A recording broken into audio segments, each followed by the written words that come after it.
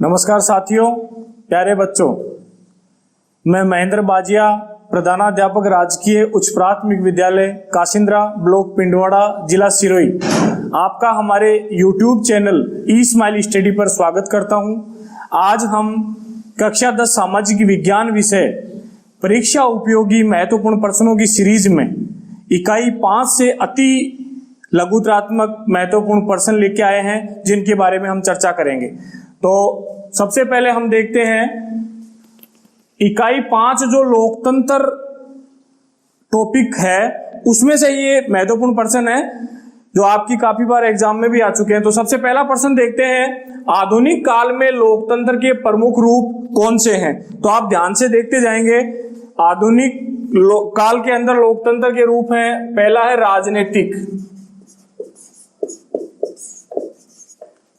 राजनीतिक लोकतंत्र, दूसरा है आर्थिक लोकतंत्र,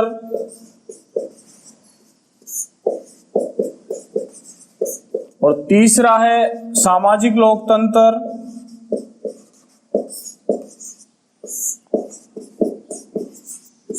और चौथा लोकतंत्र है नैतिक लोकतंत्र। नैतिक लोकतंत्र। अगला प्रश्न है, राजनीतिक लोकतंत्र के एक अंग के रूप में लोकतांत्रिक शासन के 2 उपभेद बताने हैं। हमारे लोकतंत्र के 4 रूप हमने बताए थे, राजनीतिक, आर्थिक, सामाजिक और नैतिक। इसमें से है राजनीतिक लोकतंत्र। तो इसके भी हमारे को 2 उपभेद बताने हैं। यह आपकी बोर्ड परीक्षा में पहले भी प्रश्न आया हुआ है। तो इसके 2 रूप हैं। पहला है प्रत्यक्ष लोकतंत्र। प्रत्यक्ष लोकतंत्र, जिसको शुद्ध लोकतंत्र भी कहते हैं, शुद्ध लोकतंत्र। और दूसरा इसका उपभेद है अप्रत्यक्ष लोकतंत्र। अप्रत्यक्ष लोकतंत्र, और इसको हम कहते हैं प्रतिनिधि लोकतंत्र। प्रतिनिधि लोकतंत्र। राजनीतिक लोकतंत्र के 2 रूप हमने देखे। पहला प्रत्यक्ष लोकतंत्र, जिसको शुद्ध लोकतंत्र कहते हैं, दूसरा अप्रत्यक्ष लोकतंत्र, जिसको प्रतिनिधि लोकतंत्र कहते हैं। अगला प्रश्न है, आधुनिक युग में प्रतिनिधि लोकतंत्र के 2 रूप बताने हैं। तो आधुनिक युग के अंदर इसके 2 रूप हैं। एक तो है अध्यक्षात्मक लोकतंत्र, और दूसरा आता है संसदीय लोकतंत्र।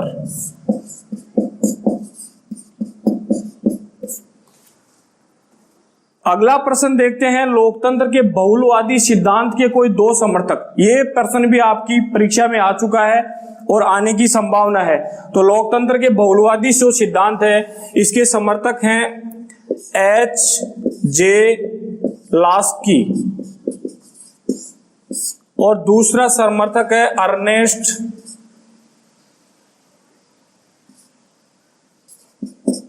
Ernest Barker.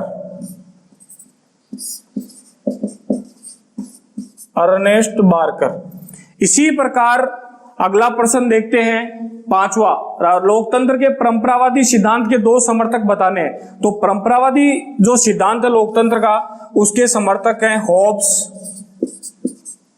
लॉक और रूसो। ये 3 समर्थक है। आपको 2 पूछे तो 2 बताने हैं। अगला प्रश्न देखते हैं कि अब्राहम लिंकन द्वारा दी गई लोकतंत्र की परिभाषा लिखिए। तो अब्राहम लिंकन ने लोकतंत्र की परिभाषा दी थी, जनता के लिए जनता द्वारा शासन।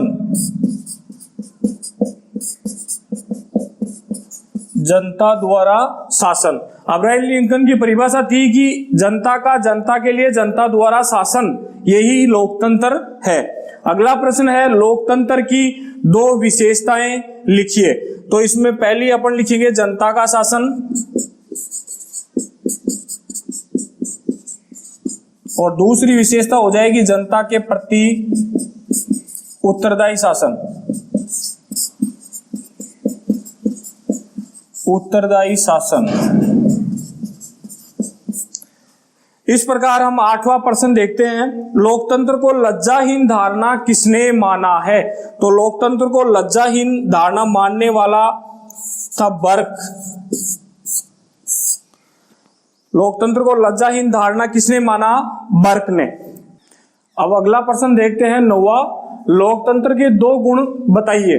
तो सबसे पहले तो लोकतंत्र का पहला गुण है सार्वजनिक हित में वृद्धि।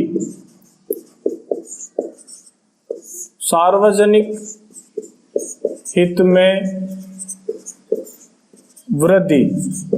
और दूसरा है कार्यकुशल शासन।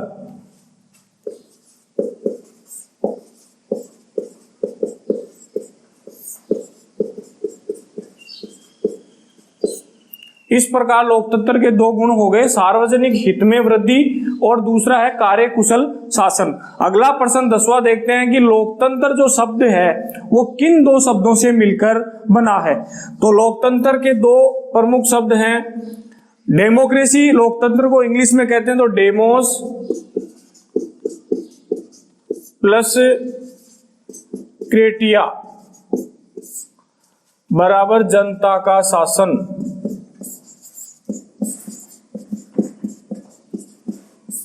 इस प्रकार लोकतंत्र डेमोक्रेसी 2 शब्दों से मिलकर बना है, डेमोस प्लस क्रेटिया।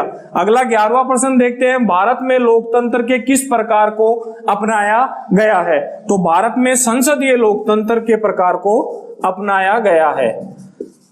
भारत में लोकतंत्र का संसदीय लोकतंत्र। अगला प्रश्न 12वां देखते हैं, सामाजिक लोकतंत्र का अर्थ बताइए। तो सामाजिक लोकतंत्र के अंदर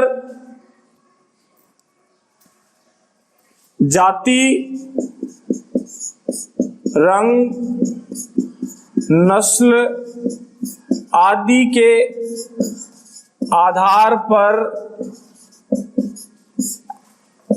भेदभाव नहीं होना चाहिए। इसी को सामाजिक लोकतंत्र कहते हैं, भेदभाव नहीं हो।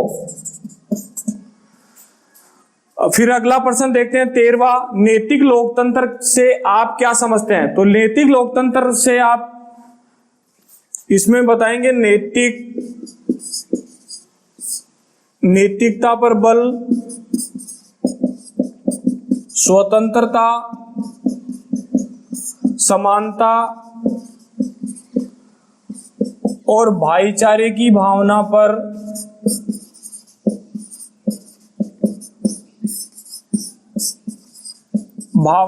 बल दिया जाता है।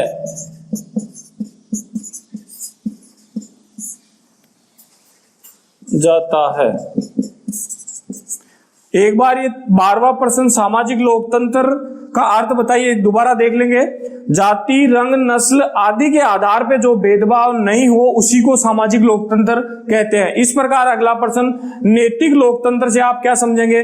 तो इसमें नैतिकता पे बल दिया जाए, स्वतंत्रता, समानता और भाईचारे की भावना पर बल दिया जाता है, उसे नैतिक लोकतंत्र कहते हैं। अगला प्रश्न 14वां देखते हैं, आधुनिक लोकतंत्र किस आंदोलन की देन है? तो यह है उदारवादी बौद्धिक आंदोलन।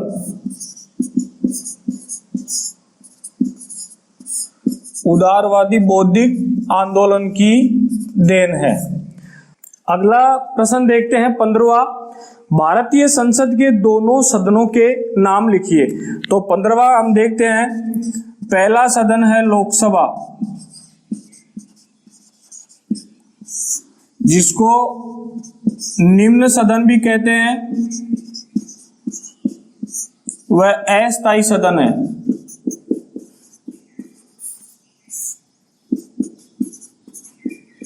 इसी प्रकार संसद का दूसरा अंग है राज्यसभा, जिसको उच्च सदन कहते हैं, वह स्थायी सदन है।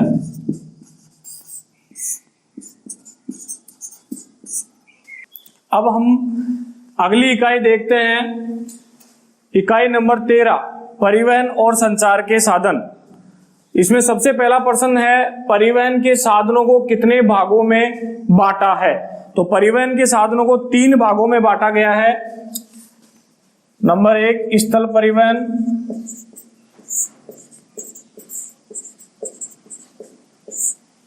नंबर 2 जल परिवहन और नंबर 3 वायु परिवहन।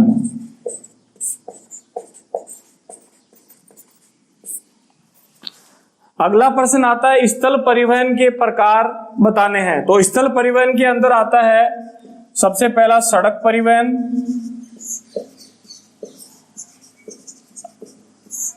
दूसरा रेल परिवहन और तीसरा आता है पाइपलाइन।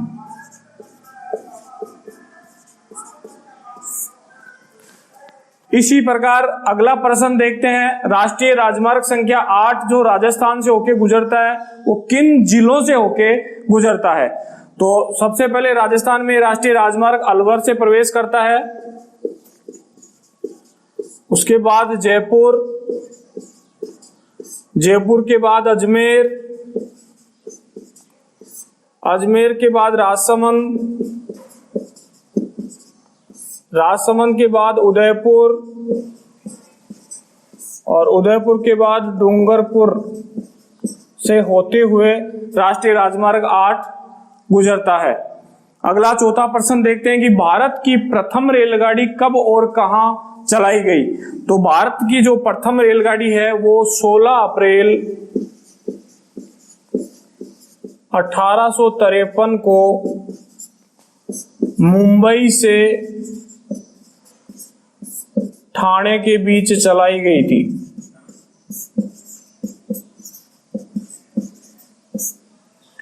इसी प्रकार अगला प्रश्न है 5वां, स्वर्णिम चतुर्भुज महाराज मार्ग किन नगरों को जोड़ता है? तो स्वर्णिम चतुर्भुज महाराज मार्ग है वो 4 प्रमुख महानगरों को जोड़ता है, दिल्ली, कोलकाता, चेन्नई व मुंबई को। इसी प्रकार अगला प्रश्न 6, भारत की पहली विद्युत रेल का नाम लिखिए। ये भारत की पहली विद्युत रेल थी, उसका नाम था डेक्कन क्वीन और इसकी शुरुआत हुई थी 1929 में। अगला प्रश्न 7वां है, संचार के आधुनिक साधनों के नाम लिखिए। तो आज संचार के जो आधुनिक साधन है, टेलीफोन,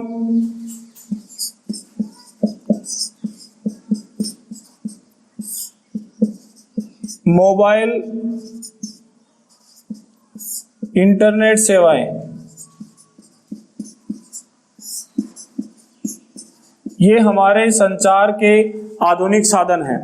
अगला 8वां प्रश्न देखते हैं, टेलीफोन का आविष्कार किसने किया? तो टेलीफोन का आविष्कार किया ग्राहम बेल ने।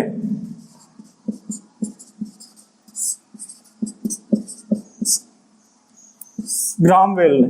अगला 9वां प्रश्न है, राजस्थान के निकटतम बंदरगाह कौन से हैं? तो राजस्थान के सबसे निकट बंदरगाह है कांडला और मुंबई। कांडला बंदरगाह गुजरात में है और मुंबई महाराष्ट्र में। अगला 10वां प्रश्न देखते हैं, डबोक हवाई अड्डा कहां स्थित है? ये डबोक हमारे उदयपुर जिले में स्थित है।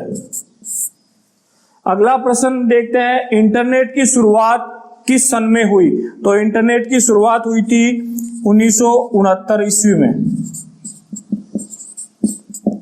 इसी के साथ जुड़ता हुआ अगला प्रश्न है, ईमेल की शुरुआत कब हुई? तो ईमेल की शुरुआत हुई थी 1972 ईस्वी में। हमने इस वीडियो में इकाई 5 और इकाई 13 के बारे में जाना और ये अति महत्वपूर्ण परीक्षा में आने वाले प्रश्न हैं जिनको आपको ध्यानपूर्वक पढ़ना है।